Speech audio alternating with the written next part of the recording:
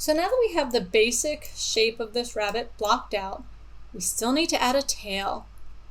And we really need to work on refining this shape. And we kind of can do both with one thing where we go ring select, and when we cut, we're going to get this defining ring, this defining area here. We can also do here, and that's going to add another vertex here. I really have some more vertices, because as you can see, that's not really what a rabbit's foot should look like. So I have some more vertices. Once I turn off multi-cut, always want to make sure you turn off multi-cut. But I can, lower this spot, raise this spot. And then when I hit 3, I get a much nicer defined foot. And if I want to mess with that more, I can. Now this area looks really weird.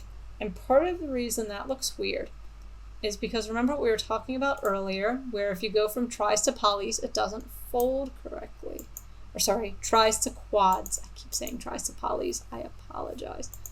So we can actually delete this area where all the tris are, and we're going to do 2 more bridges. So we do the edge, and we can actually just select them in order. We can go shift, click, shift, click, shift, click, oops, nope, don't hit that one. Right there, shift, click. And then when we hit bridge, it'll close that object for us. You might say, this area is still open though, but that's fine because we're going to get rid of it. I may also want to do a multi-cut here because if you notice, I don't really have a lot of area that I'm smoothing this out on the side. So I could do control. I think that looks about right. And then I would have this area that I could define more. So let's go ahead and do a ring select here. And I'm actually just going to scale it up on the Y a little.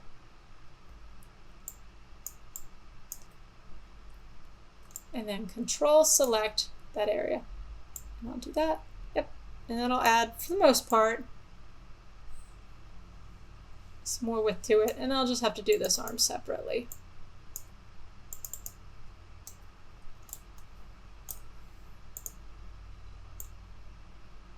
And I accidentally got the ear too.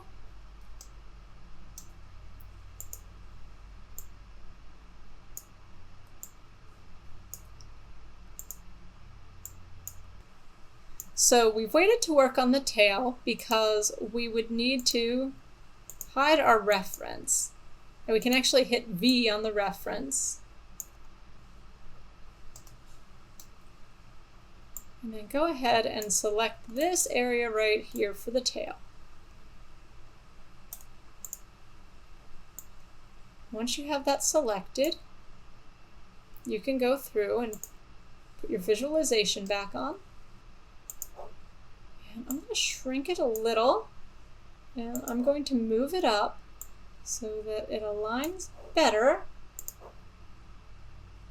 with where I originally had the tail in my reference image.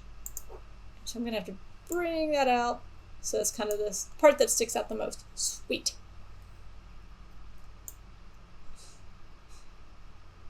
So now there's kind of 2 ways you could make the tail. You could just extrude it out. This is what I think I'll do because I think it'll hold its shape a little better.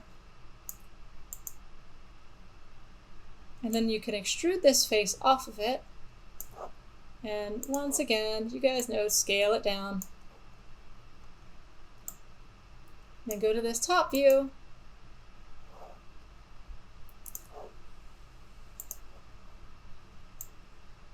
Scale it down. And then extrude it. And scale it down.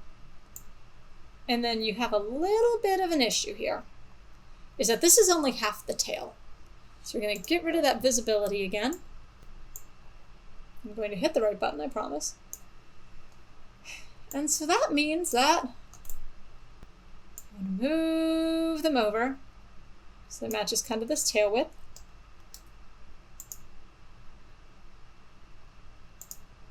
I said do it that way. And you're going to move this over, matches a little more of that. And then if you have any of these parts like this that have shrank down,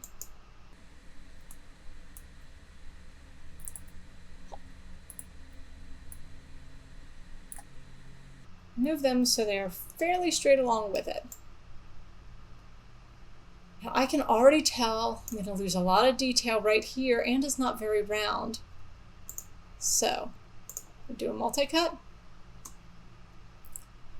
around the tail,